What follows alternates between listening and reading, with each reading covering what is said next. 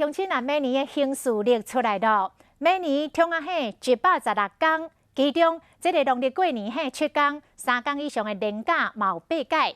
另外，政府的进行权讲7月才要来发放，全台湾话袂少的县市拢已经等袂赴了，即摆拢来推出着振兴的方案。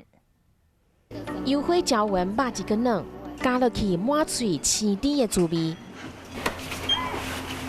入去豪华双人房，港岛的天气真正让人心情真好。想要有这款5星级的享受，即卖就当使用高雄市政府推出的优惠券。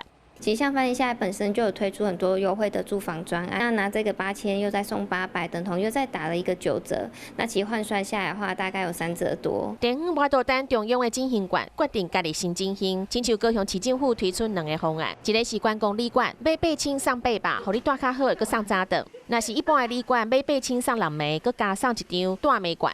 简单直接可以打折，我会想要用。过来咱看婚礼，7条1日游、6条2日游的行程，拢总有13个乡镇。只要你是婚礼人，还是讲伫遐食头路、读册，省1天免费，省2天500块。应该会想去古坑看看吧。过来看花莲，对6月20到11月15，不管是参加旅行团还是自由行，只要你花莲合拍的旅社还是民宿大暝，都会当参加抽奖。新北市嘛推出68条的旅游行程，上价299块，77间的旅社和民宿。 拍半折，买1枚送1枚。抢入中央进前，各县市政府推出国民旅游方案，就希望讲会当刺激消费，和民众有感。